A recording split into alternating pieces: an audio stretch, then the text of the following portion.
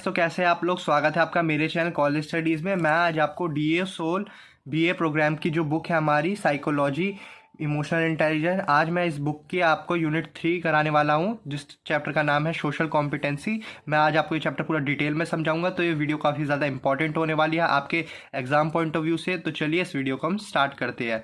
इस वीडियो में हम बेसिकली क्या जानेंगे, सोशल अवेयरनेस के बारे में और रिलेशनशिप मैनेजमेंट के बारे में, जो सारी चीज़ें हैं उनके कंपोनेंट्स, तो हम इस वीडियो में सब कुछ जानेंगे A to Z। तो इस वीडियो को एंड तक देखना। तो चलिए इस वीडियो को स्टार्ट करते हैं। इसे स्टार्ट करते हैं तो हम सबसे पहले सोशल अवेयरनेस की डेफिनेशन के बारे में जानेंगे कि सबसे पहले हम जानते हैं कि सोशल अवेयरनेस होता क्या है। सोशल अवेयरनेस का मतलब होता है सामाजिक जागरूकता। Social awareness is the ability to understand and recognize the thoughts, feelings and perspectives of others। मतलब सामाजिक जागरूकता दूसरों के विचारों, भावनाओं और दृष्टिकोणों को समझने और पहचानने की क्षमता है। It involves being aware of the social dynamics and norms in different situations and being able to navigate and interact with others in a respectful and empathetic manner।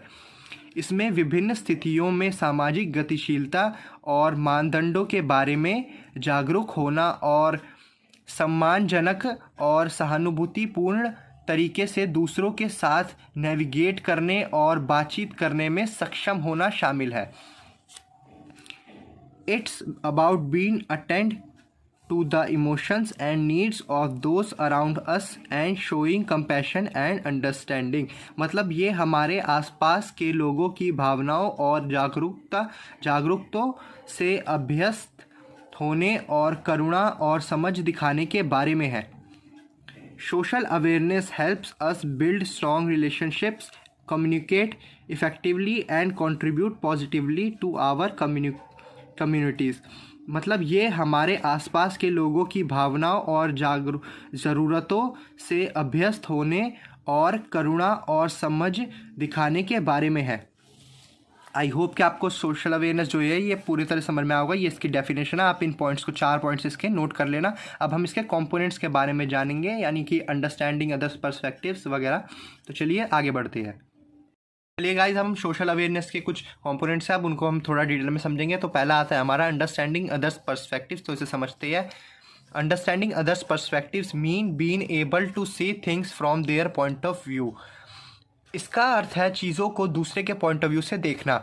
It requires actively listening to others, considering their thoughts, feelings and experiences and recognising that different people may have different believes, values and backgrounds. इसके लिए सक्रिय रूप से दूसरों को सुनना, उनके विचारों, भावनाओं और अनुभव पर विचार करना और यह पहचानना आवश्यक है कि अलग अलग लोगों की अलग अलग मान्यताएं, मूल्य और पृष्ठभूमि हो सकती है। By understanding others' perspectives, we can foster better communication, build stronger relationships, and promote empathy and understanding। इसका मतलब है दूसरों के दृष्टिकोणों को समझकर हम बेहतर संचार को बढ़ावा दे सकते हैं, मजबूत रिश्ते बना सकते हैं और सहानुभूति और समझ को बढ़ावा दे सकते हैं। आई होप कि आपको ये पहला समझ में आएगा। तो अब हम अगला करने वाले हैं एम्पैथी, मतलब सहानुभूति। तो चलिए इसे समझ लेते हैं। Empathy is the ability to understand and share the feelings of others। सहानुभूति दूसरों की भावनाओं को समझने और साझा करने की क्षमता है। It goes beyond sympathy, which is feeling sorry for someone, and instead involves truly putting ourselves in their shoes and experiencing their emotions। मतलब यह सहानुभूति से पैर है जो किसी के लिए खेद महसूस कर रहा है और इसके बजाय वास्तव में खुद को उनके जूते में डालना और उनकी भावनाओं को अनुभव करना शामिल है। इसका मतलब मैं आपको बताता हूँ एक तरह से, जैसे मान लो कोई बंदा है, उसको मतलब कोई बुरा, मतलब उसकी जगह पर आप अपने आप को रख कर देखते हैं और उसके इमोशंस को फील कि वो कैसा फील कर रहा होगा। ये है इसका मतलब। आई होप कि आपको ये वाला पॉइंट भी समझ में आएगा। Empathy allows us to connect with others on a deeper level, show genuine care and support and build meaningful relationships। मतलब सहानुभूति हमें दूसरों के साथ गहरे स्तर पर जुड़ने, वास्तविक देखभाल और समर्थन दिखाने और सामर्थ्य संबंध बनाने की अनुमति देती है।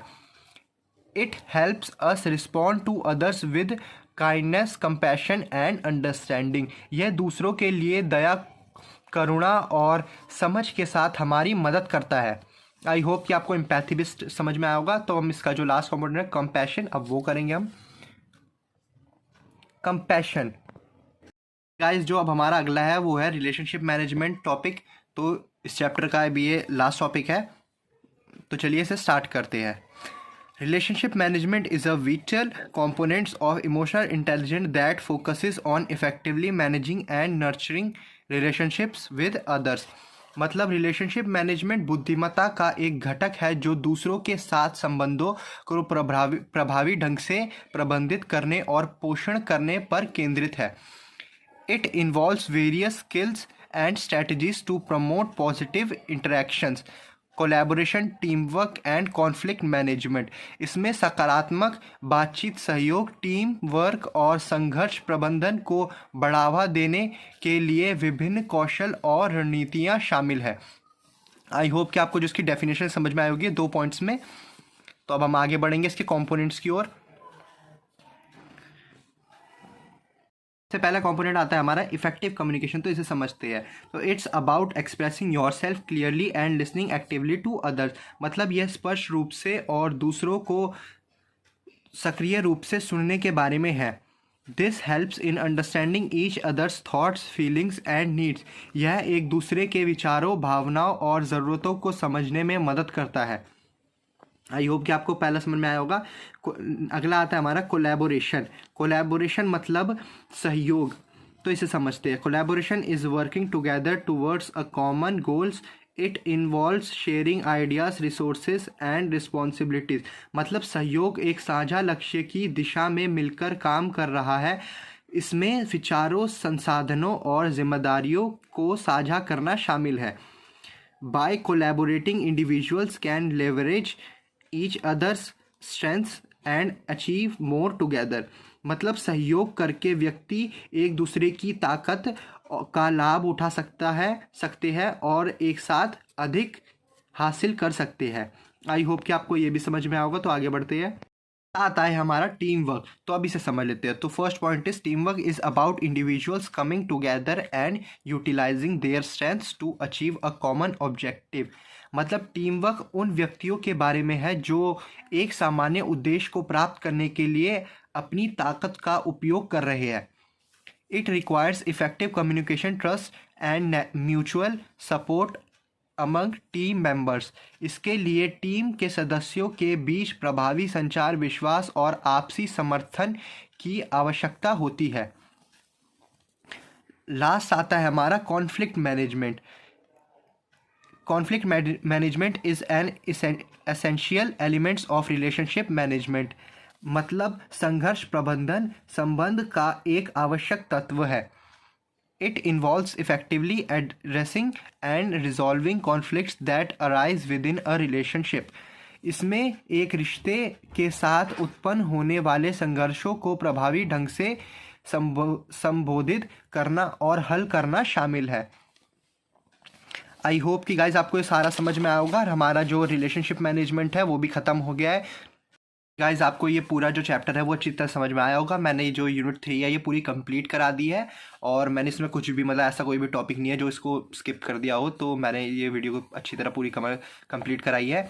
तो अगर आपको ये वीडियो अच्छी लगी हो तो अपने फ्रेंड्स के साथ भी ज़रूर शेयर करना और इस वीडियो को लाइक करना।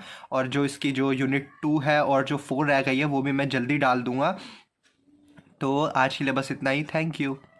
तो ये एक टॉपिक छूट गया था हमारा, डेफिनेशन ऑफ सोशल कॉम्पिटेंसी। ये वाला सोशल कॉम्पिटेंसी का वो टॉपिक छूट गया था, तो ये वाला मैं समझा देता हूँ जल्दी जल्दी। सोशल कॉम्पिटेंसी का मतलब क्या होता है? मतलब सामाजिक क्षमता। तो चलिए इसे समझते हैं सामाजिक क्षमता को। Social competency refers to a person's ability to navigate and interact effectively in social situation. मतलब सामाजिक क्षमता से तात्पर्य किसी व्यक्ति की सामाजिक परिस्थितियों में प्रभावी ढंग से नेविगेट करने और बातचीत करने की क्षमता से है। It involves having the skills, knowledge and understanding to communicate, corporate and build positive relationships with others. इसका मतलब है इसमें संवाद करने, सहयोग करने और सकारात्मक निर्माण करने के लिए कौशल, ज्ञान और समझ शामिल है। Socially competent individuals are able to understand social cues, empathise, I am sorry अगर मैं प्रोनाउंसिएशन थोड़ी गलत करूँ तो, with others, resolve conflicts and adapt their behaviours to different social context. मतलब सामाजिक रूप से सक्षम व्यक्ति सामाजिक संकेतों को समझने, दूसरों के साथ सहानुभूति रखने, संघर्षों को हल करने और अपने व्यवहारों को विभिन्न सामाजिक संदर्भों के अनुकूल बनाने में सक्षम होते हैं। They demonstrate good communication skills, emotional intelligence and the ability to establish and maintain healthy relationships। मतलब वे अच्छे संचार कौशल, भावनात्मक बुद्धिमत्ता और स्वस्थ संबंध स्थापित करने और बनाए रखने की क्षमता का प्रदर्शन करते हैं। आई होप कि आपको ये सोशल कॉम्पिटेंसी वाला चैप्टर भी समझ में मतलब टॉपिक समझ में आ गया होगा। तो ये चैप्टर हमारा पूरी तरीके से कंप्लीट हो चुका है।